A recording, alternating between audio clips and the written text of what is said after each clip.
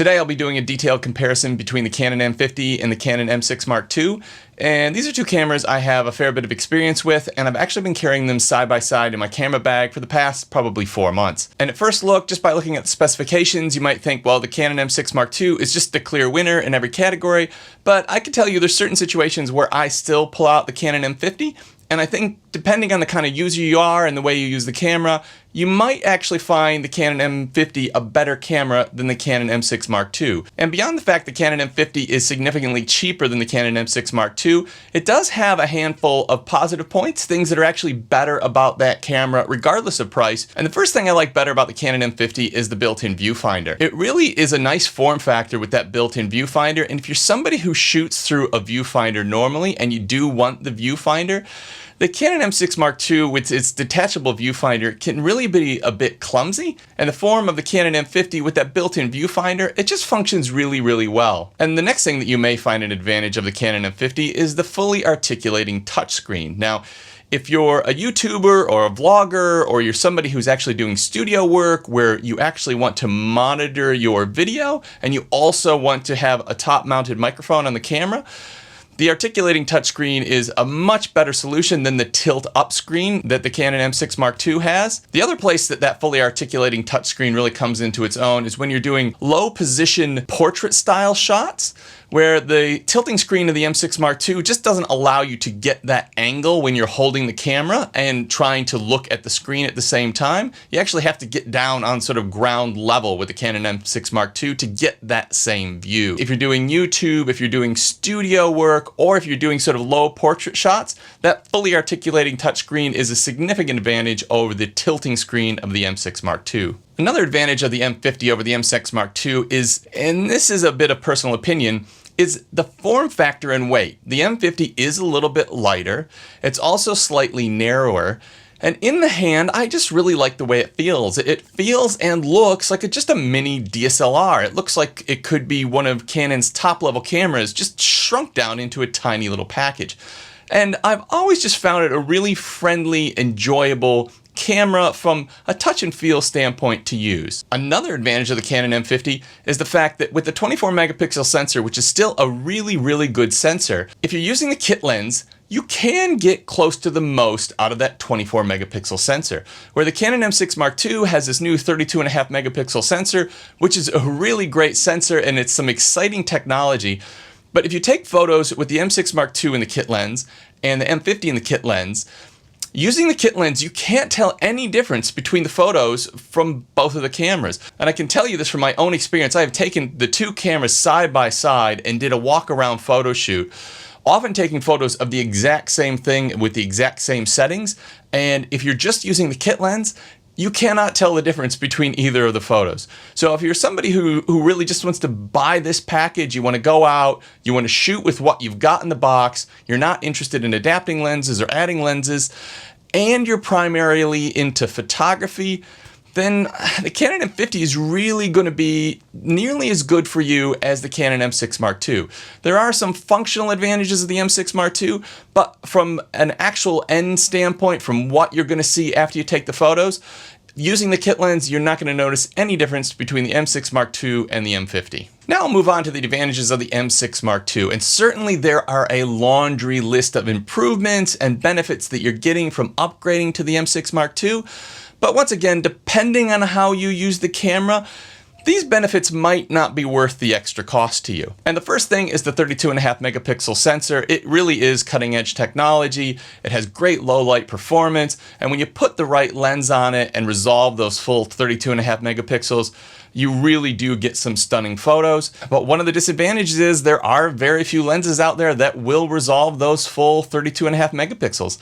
And off the top of my head, I know the 32mm EFM lens by Canon does it, and possibly the 3 Sigma lenses, the trio of lenses that Sigma has just brought out. But I would suggest the Canon zoom lenses, the EFM zoom lenses, probably don't do it. Or you're going to have to look at adapting some higher end glass to resolve those 32.5 megapixels. The next advantage of the M6 Mark II, and this is a big one for me, and that's the 4K video. Now the M50 does in theory have 4K video, which is cropped and loses its autofocus functions. So I don't really consider that 4K usable in that camera, where the Canon M50 has a full frame 4K with full autofocus function. And there have been some questions about how Canon is doing it and asking about the detail, but I personally have found the 4K footage absolutely stunning. I think it looks like it's come right out of a cinema camera, and if you put some really good glass on this camera, you can really get some stunning 4K footage, and I personally couldn't be happier with the 4K footage I'm getting out of this camera. So I think this is a big one, and if you're into video and you want 4K, this is a big step up when you go from the Canon M50 to the M6 Mark II. In addition to that, the Canon M6 Mark II offers 120 frames per second in 1080, where the M50 only offers 120 frames per second in 720p. Now, there's a caveat to that. With the M6 Mark II, you lose your autofocus function. So it's there, but it's somewhat crippled. But if you use it right, you can produce some pretty good results with it. And it certainly is a step up from what you get with the Canon M50. If you are an advanced photographer or you're looking to take your photography and videography to the next level, the Canon M6 Mark II is a much more customizable camera. And a really important part of this is it has two dials on the top to change your aperture and shutter speed. And this is the same as most pro level cameras. If you're really looking to take your photography and videography to the next level, this is definitely something you want to have in this camera. Another advantage of the Canon M6 Mark II is the autofocus manual focus switch on the back of the camera, which gives you a tactile switch to actually change between these two modes. So you know exactly where you are. It's easy to change between autofocus and manual focus. You can actually lock in with autofocus and then switch to manual focus to just hold your focus.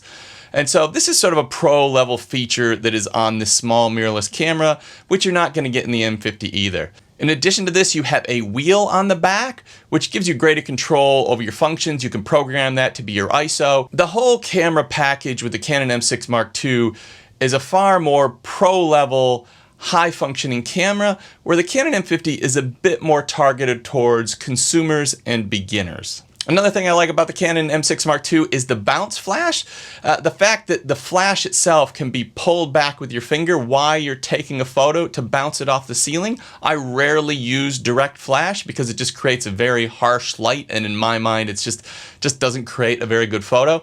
But if you just want to lighten the scene a little bit, you can just pull that flash back with your finger, you can bounce it off the ceiling, and you can take a situation where the photo would really be unusable, and it just gives a bit of a fill light, brightens up the scene, and it allows you to take a good quality photo in a situation where you might otherwise not be able to. Now, I know previously I said the Canon M50 had the advantage of the fully articulating touchscreen, but for some people, the tilt screen of the Canon M6 Mark II is actually a better setup. And I think, generally speaking, if you're not videoing yourself, I think the tilt screen is actually better because it allows you to take a waist level shots or high level shots, and you simply tilt that screen up or down. Where with the fully articulating screen, to achieve that same result, you have to flip the screen all the way around and turn it towards you, so that you can't use it with the screen in place. It has to be fully flipped out and then tilted.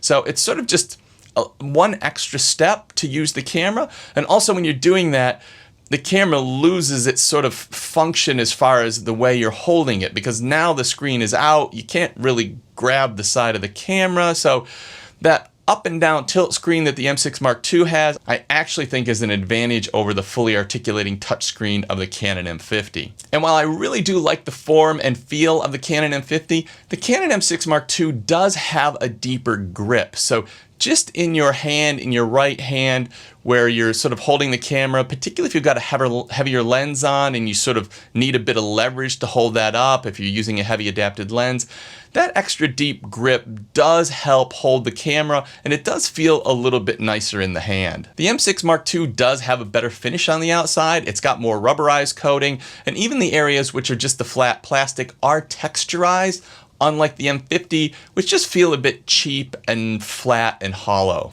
Another cool feature on the M6 Mark II is the back button focus, and It's a somewhat advanced photography technique that I won't go into detail here, but if you learn to use it and you start to play with it, it is pretty cool, and it really can help you take your photography to the next level. And there's a lot of professional photographers that absolutely swear by this technique. The Canon M6 Mark II has clean HDMI out, so if you want to record to a computer or an external recorder, you have that ability with this camera. That is quite a pro level feature that you generally would not find in cameras of this price point. The M6 Mark II also has the ability to charge batteries via a USB-C charger, which is pretty cool. So you can actually travel without a charger, or if you forgot your charger, all you need is a USB-C charger that you might get with a MacBook or other USB-C charged devices.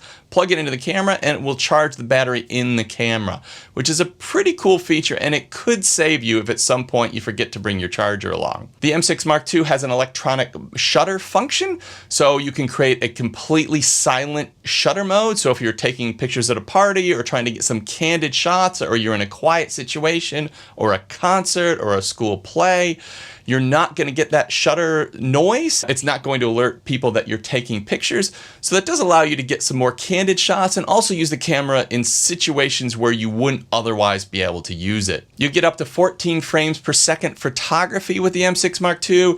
And in the electronic mode, there's a raw burst mode in the M6 Mark II, which gives you 30 frames per second. Now, it's a cropped mode and it takes it down to 18 megapixels rather than 32, but it really is a very interesting feature, and I've played with it, and you can really create some stunning results with that mode. But even if you don't want to use that mode, the 14 frames per second with the mechanical shutter is really stunning from this camera, and it's the same level that the previous generation of Canon's top-of-the-line camera, the 1DX, had. So these are features that only a few months ago were only available in a $6,000 camera. And now you can get 14 frames per second in the M6 Mark II, which is pretty incredible. The intervalometer in this camera is completely game-changing from Canon's perspective. It allows you to do time-lapse photography and just put all your settings in, and you don't need an external device, or you don't have to do anything manually.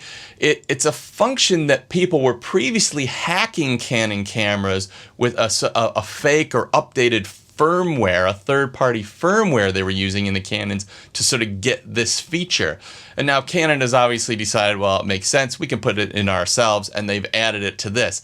And really what that allows you to do is just set your shutter speed and everything you want for your photo, and you hit the intervalometer, you tell it how many photos you want to take, and it just takes the photos until you're done.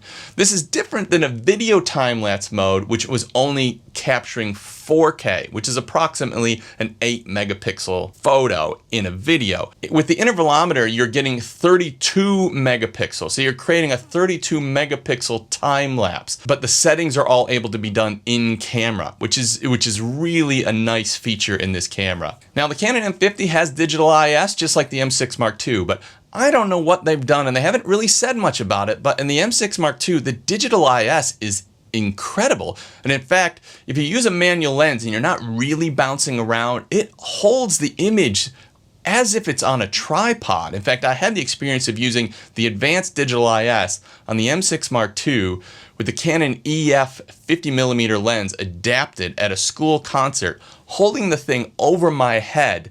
And my arms are shaking. I'm getting tired of this 3 or 4 minute performance just trying to hold this thing like this. And when I look at the footage, it looks like it's on a tripod. There's almost no movement at all. So the new digital IS in this camera is miles ahead of what the M50's is. And it's interesting they haven't said anything about it, but it's quite clear they have implemented some sort of new technology there. Now the M6 Mark II uses a bigger battery. This is more battery life. It gets you longer shooting a video. It gets you about 25 to 30% more photos. So that means you're going to get more out of each battery, and it also means you have to carry fewer batteries with you. So with the M50, I would generally carry 2 or 3 spare batteries. With the M6 Mark II, well, right now I'm only carrying 1 because I've only got 2 batteries. So at this point, and I go out and I film and photo all day, and the 2 batteries have never let me down. So the increased battery life is quite significant. And the other thing, which I haven't seen Canon say anything about, but when I've used the cameras side by side, it's completely obvious to me that the M6 Mark II has a more accurate LCD. There seems to be a higher dynamic range in the display of the M6 Mark II, which I'm surprised they haven't said anything about it. I certainly haven't been able to find anything about it. But in the M50, anybody who's used it noticed that sometimes when you're taking a photo, it will show a light area as being completely blown out. But then when you take the photo and you go look at it on your computer, you realize that it actually hasn't been blown out and those highlights are there. On the M6 Mark II, that doesn't happen. What you see on the LCD screen is almost completely true to what you see when you bring it into the computer. So why they haven't said anything about the difference between the two, I'm not exactly sure, but it's absolutely clear that the M6 Mark II, it does have a better display, even though they're both the same resolution. So should you buy the M6 Mark II or should you buy the Canon M50? Well, here's how I see it. If you're primarily going to do photography and you have no interest in buying additional lenses or adapting lenses, you just want to get a camera that gets you better results than your phone, and you just want to use the kit and take those photos, then I think the M50, well, I know the M50 is going to perform just as well as the M6 Mark II. In fact, you will not be able to tell the difference between the two photos in that situation. If you're interested in photography and you really want to take your photography potentially to a semi-pro level, and you really want to take advantage of that 32 megapixel sensor, you're willing to buy additional lenses, you're willing to adapt sharper, higher end lenses, or you might want to do so in the future, then I would definitely go with the Canon M6 Mark II. And if you're interested in video, particularly 4K video, then I would say the M6 Mark II is significantly better than the Canon M50. And for me, I really bought the Canon M6 Mark II for the 4K video, and the other things that came along were just kind of a bonus. But there's no doubt in my mind, if you are particularly interested in producing high quality 4K video, the Canon M6 Mark II is definitely the better camera of the two. Well, I hope that helped you make a decision between these two cameras. If you got any questions, leave them in the comments down below. Don't forget to subscribe to the channel because I got a bunch more content coming out about these two cameras. Thanks for watching. We'll see you in the next video.